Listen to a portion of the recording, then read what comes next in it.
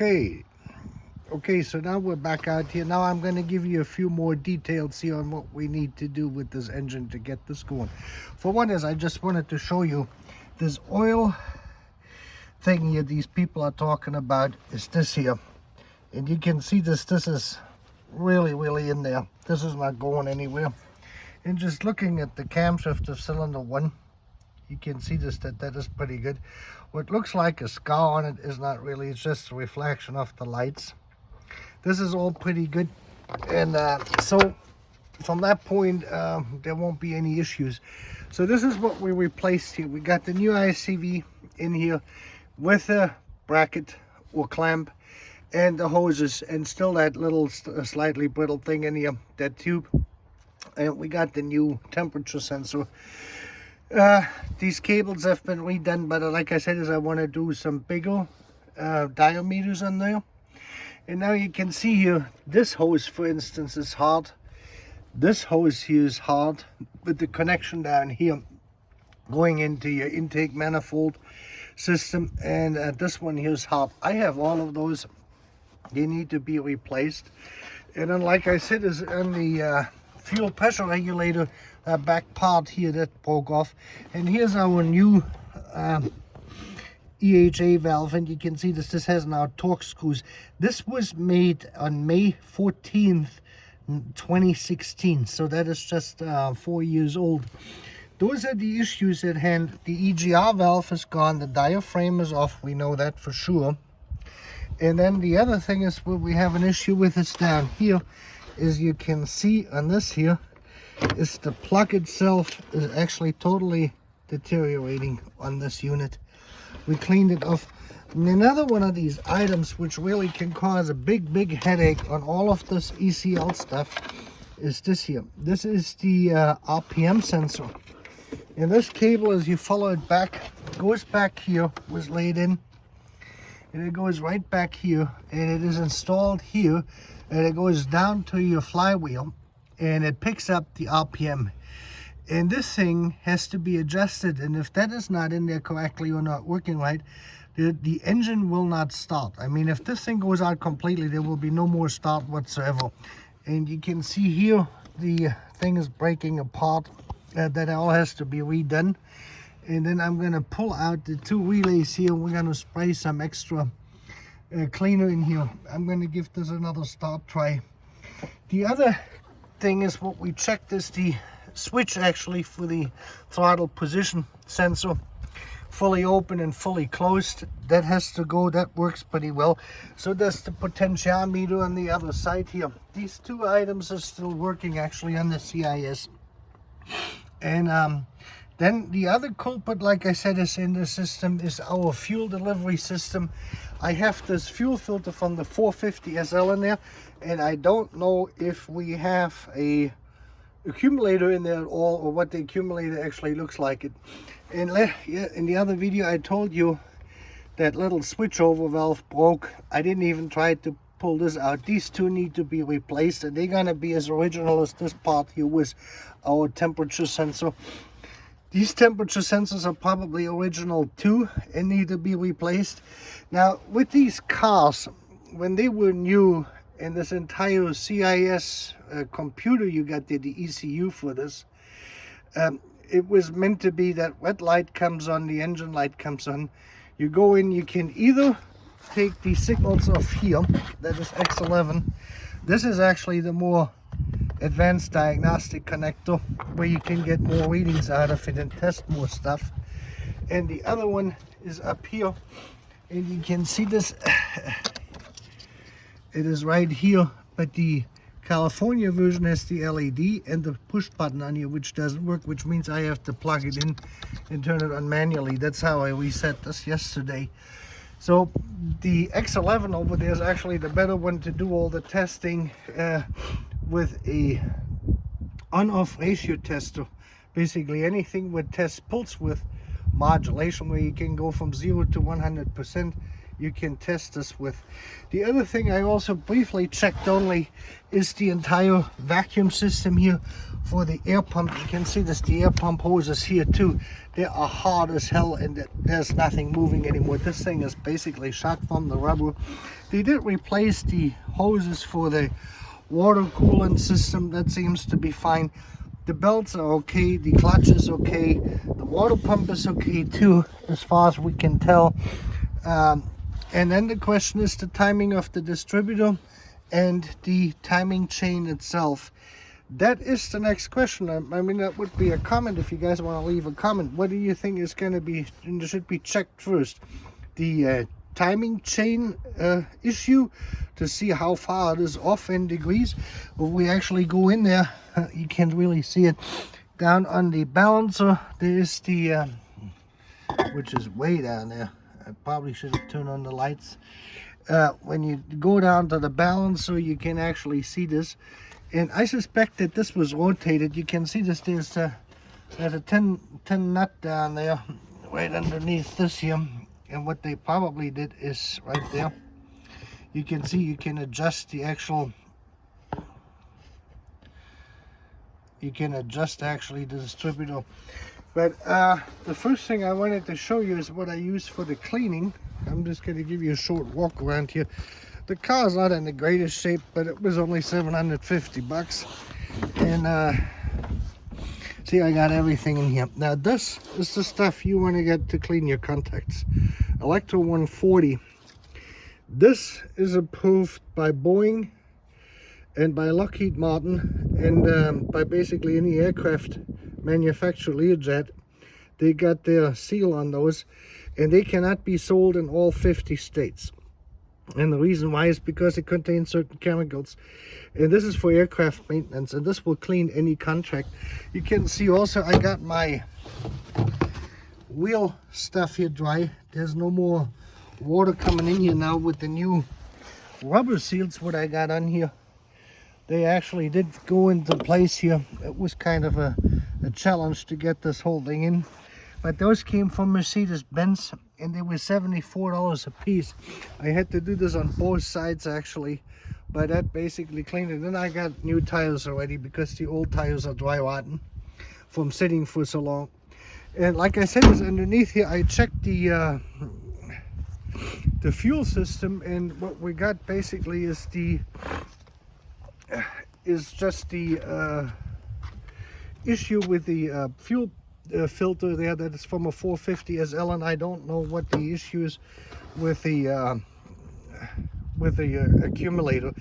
Anyway, this is the part we replaced yesterday, the 2 vacuum hoses for the AC system coming in here. You can see this, I put a new distributor in here because all of this stuff was brittle.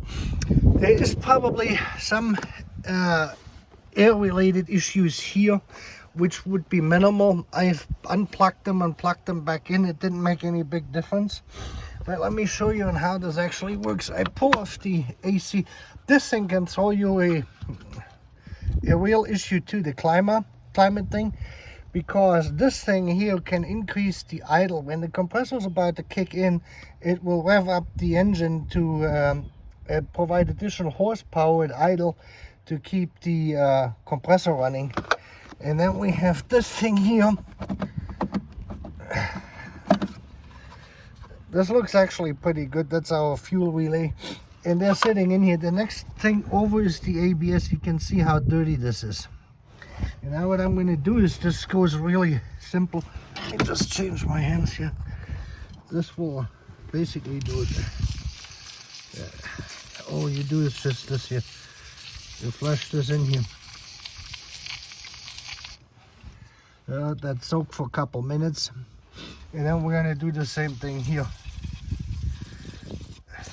You can see this is going to stink when we turn it on, but that's good enough here. So you can see this looks actually better. So this tells me that this might be a replacement. If you look at the pins here, this looks much clearer. And then it just goes back in. It's a little bit of a fumble job to get them back in situated, because the ABS control unit is actually in the way.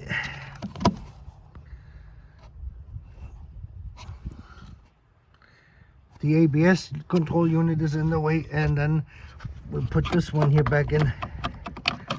And then I'm just gonna crank this up. My battery is gonna run low on this here. So, and I checked the over voltage relay, which is good. So I'm gonna put this back in the trunk. And then we're gonna get the engine fired up here. I haven't had it run, so we will see what we're gonna have left on this here. So, there it goes. And then we hope we're gonna make it before the battery dies out. Oops, it is cold here.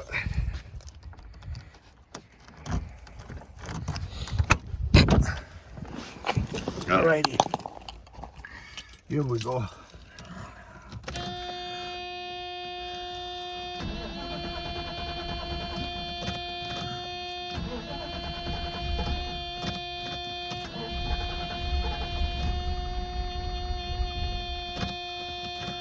This is fuel related. Now you're gonna see it's gonna drop, and there it goes. Yeah.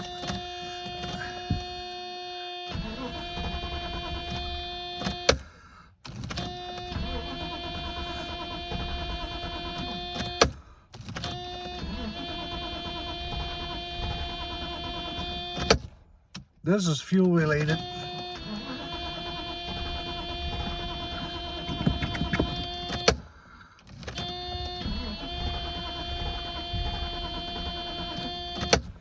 Wow.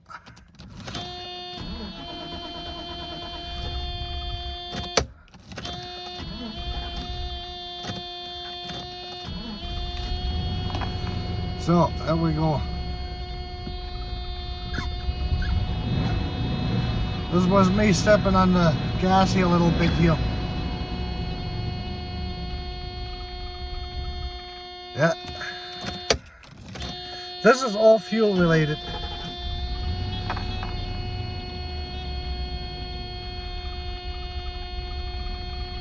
There we go. Now it's not gonna go out anymore, but this is how many time it takes right now. Did you get that? There we go. I said it too early.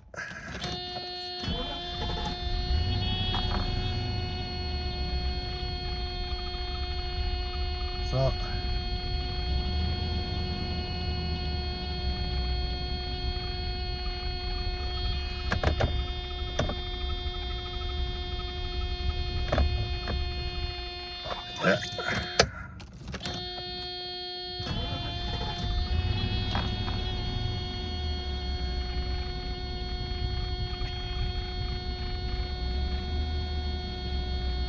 So it is trying to regulate itself in, and until the water, I believe that there's water in there, and the fuel accumulator, pump, check valves, all of this stuff, they're sticky.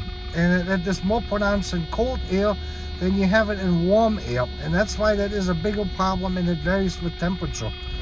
So we have to fix two things. The timing has to be checked, and the timing has to be checked, and the fuel delivery system back there with the fuel pumps have to be checked. You see how much easier it starts now once it starts to run. So this is a twofold issue here still.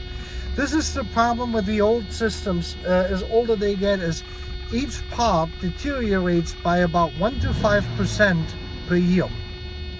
So I'm going to let that run now. And that deterioration causes more and more issues cumulative in the system. Let me just show you how this is running here. You can see the oil is spraying the oil right on your cam. So we're good there with the oil system. There's no question about it.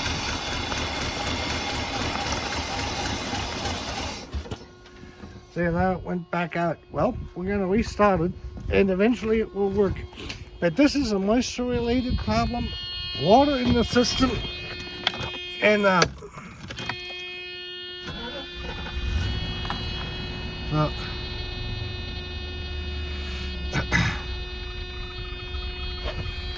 here we go. Now if I put this into D, you can see this in drive, now it holds up.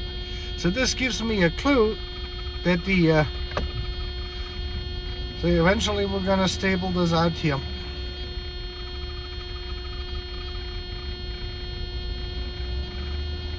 So now you get a full idea. It is regulating itself, and then of course like I said, the computer has been reset, and this is about as bad as it gets in the system.